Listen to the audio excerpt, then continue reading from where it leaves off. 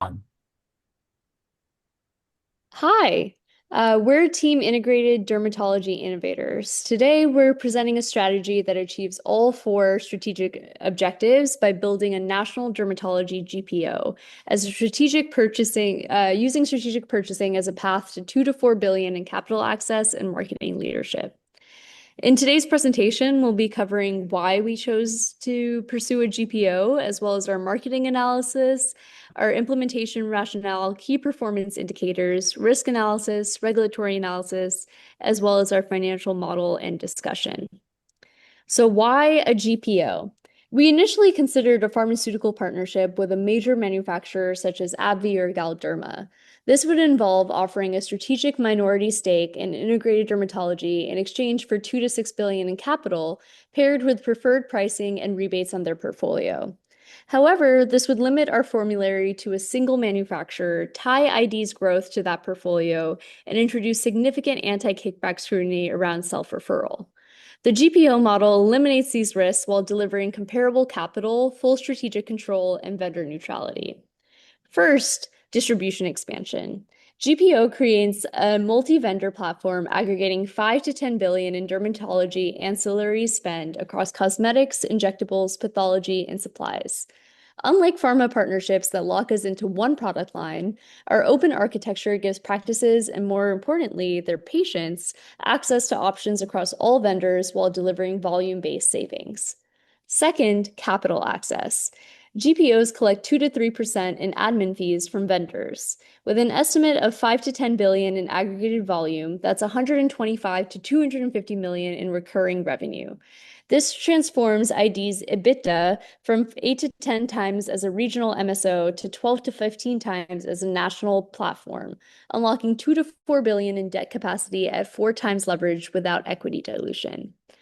Third, negotiating power. Industry precedents like DermSource and AAD's buying program deliver 10 to 15% savings on injectables and cosmetics and 8 to 10% savings on supplies. ID's 100 clinics provide immediate scale that independent practitioners lack. And finally, market consolidation. GPO membership creates a proprietary acquisition funnel. We recruit 200 plus independent practitioners, build trust through demonstrated savings, and then convert about 20% of those practitioners annually into 8 to 12 additional private practices per year. Which improves our valuations. Our GPO strategy delivers on all four objectives with superior risk-adjusted returns. Next, when we performed our market analysis, we discovered that the US dermatology market was valued at 63 billion in 2023 and is projected to reach 128 billion in 2033 at a 7.4% CAGR driven by aging demographics, rising chronic skin conditions like psoriasis and eczema, and surging demand for aesthetic procedures.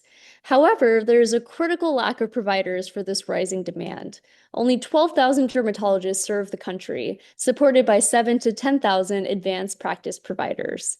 This scarcity creates pricing power, but also consolidation urgency. Independent practices need operational leverage to meet demand. 85% of practices remain independent, which provides a huge opportunity for integrated dermatology. Private equity controls just 10 to 15% despite aggressive acquisition campaigns. 85 PE deals, for example, closed in 2023 alone. Independent dermatologists are actively resisting PE buyouts because they fear losing clinical autonomy and practice culture. But they need purchasing power, better vendor pricing, and back office efficiency. They're searching for an alternative, and we have a 12 to 18-month window to become that alternative before private equity saturates the market. Integrated dermatology is uniquely positioned to capture this moment. We're the largest independent MSO with 100 clinics across 27 states serving 1 million patients annually. At 236 million in revenue growing at 20% per year, we have proven scale, nationally reach, and critically, a trusted brand among independents who view us as peers. We can build the GPO infrastructure that they'll actually join. Our implementation follows a disciplined three-phase roadmap over 24 months, with each phase building systematic proof points that de-risk the next stage. In phase one, we will have our internal launch for months 1 through 6. We will mitigate the existing 100 clinics in integrated dermatology to the GPO platform, establish 5 to 10 vendor agreements across injectables, cosmetics, and supplies, and capture 5 to 10 million in immediate cost savings.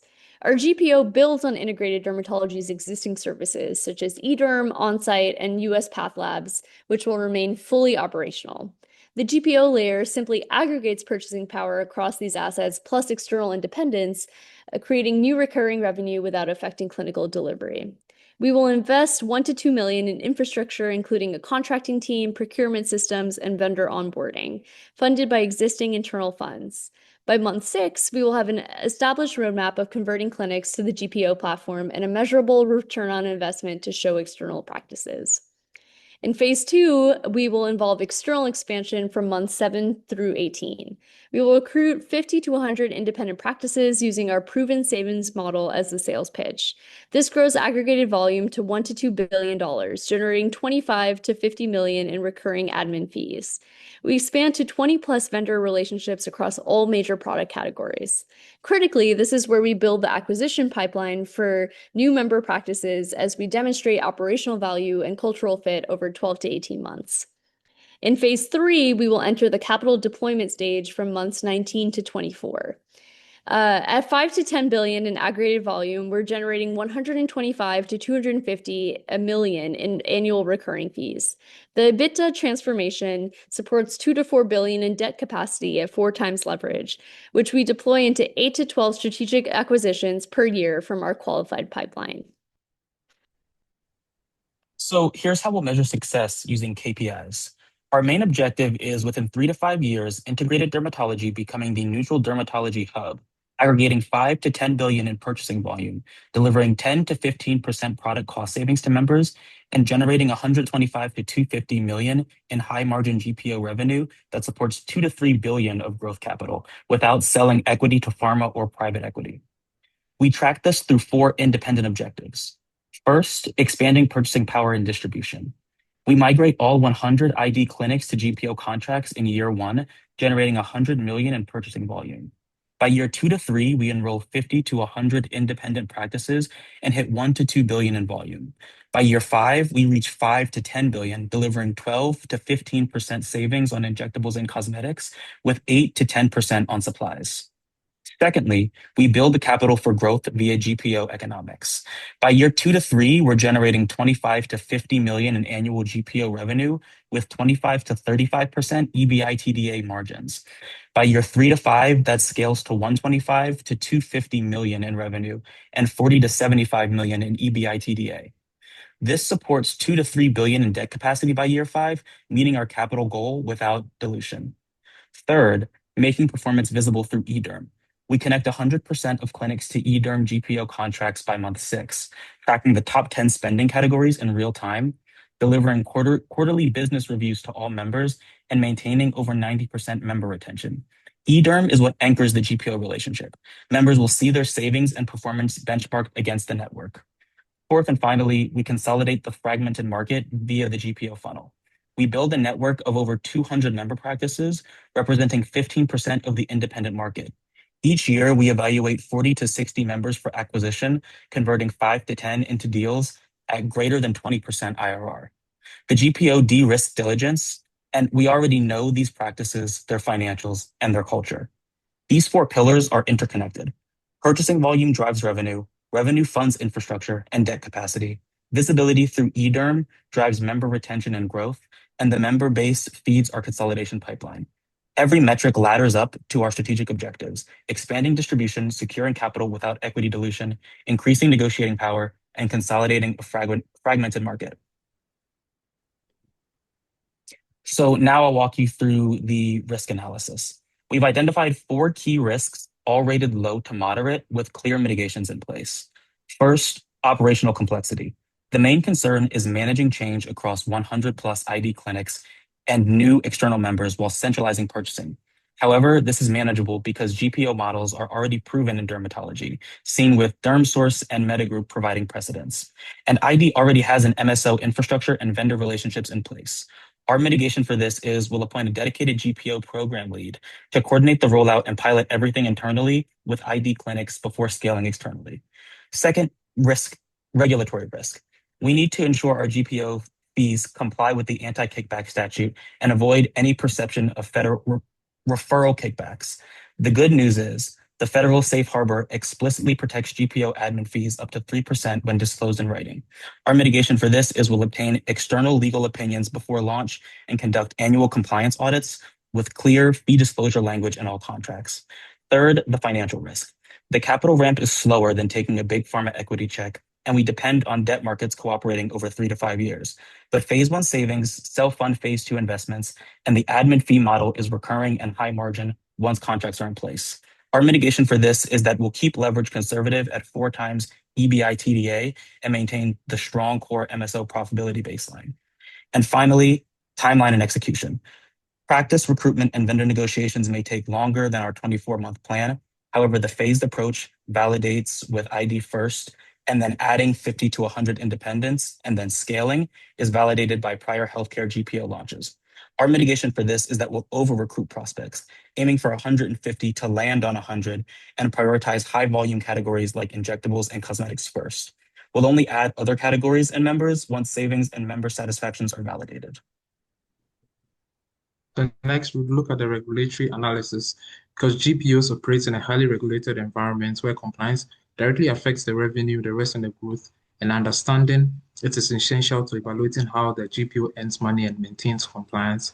We'll look at the key regulations affecting the GPO and then the financial impact. So first, the anti-kickback statutes and safe harbor. This is the most important rule because it protects the GPO's ability to collect admin fees, which is its main source of revenue. So the GPOs can collect vendor fees only if they follow strict disclosure and reporting rules. Second, the CMS open payments, which is the Sunshine Act. This is matters when physicians have ownership stakes or receive payments from the GPO. So it requires reporting of any payments or ownership involving physicians. Third, state-level procurement rules. State rules vary widely. State sets different rules for fee caps, disclosures, and cooperative purchasing. So this is going to also affect the running of the GPO. Fourth, antitrust and competition law. This prevents GPOs from using purchasing power in ways that limit fair competition. And then finally, data privacy and security. Data privacy is increasingly important as GPOs adopt digital ordering platforms, so they must protect any sensitive member or patient-related data they handle. So the financial impact of these regulations. So for the first, the AKS and safe harbor is revenue protection. As mentioned, it's the main source of revenue for the GPO. So violations can restrict admin fee, revenue, or trigger penalties. So compliance ensures a stable income. Second, Sunshine Act would have an impact of reporting, cost, and reputation because it requires tracking systems. So mistakes can lead to fines and reduced members' trust. Third, state rules. State rules would affect the cost of expansion because new states may require legal review, adjusted fee structures, or new compliance processes. Fourth, antitrust. This limits on negotiating power because it may restrict exclusive deals or aggressive pricing tiers, reducing the potential savings on admin fee volume. And then finally, the data privacy would affect security investments because it requires spending on IT, cybersecurity, and insurance breaches can cause major financial risk.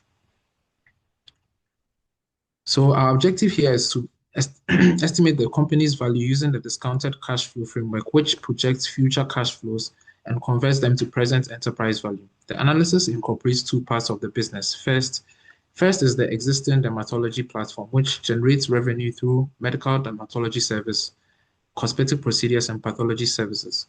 Second is the proposed GPO, which would allow the dermatology practice to pool their purchasing power and generate administrative fee revenue from suppliers.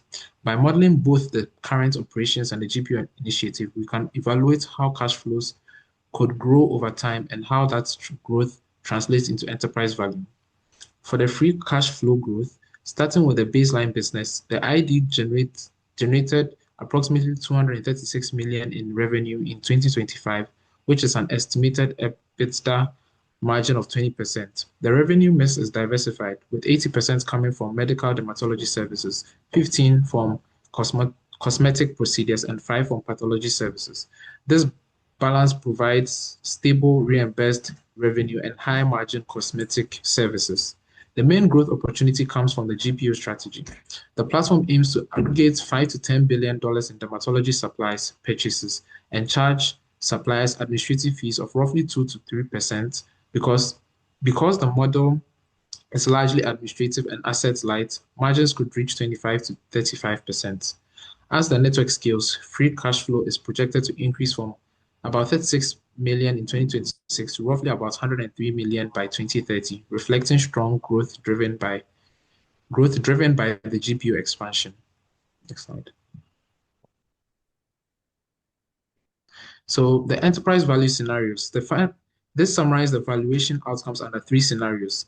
In a conservative case, using a 4.4% discount rate at 12 times exit multiple, the enterprise value is approximately 994 million. In base case, using 12% WACC and 13 times exit multiple, enterprise value increases to 1.42 billion dollars. And in an upside scenario where the GPO scales successfully and financing conditions improve, enterprise value could reach around 2.31 billion. Overall, the key takeaway is that the GPO strategy introduces a scalable recurring revenue stream that significantly strengthens the company's long-term value potential with complementing the core dermatology platform. Thank you. Thank you so much.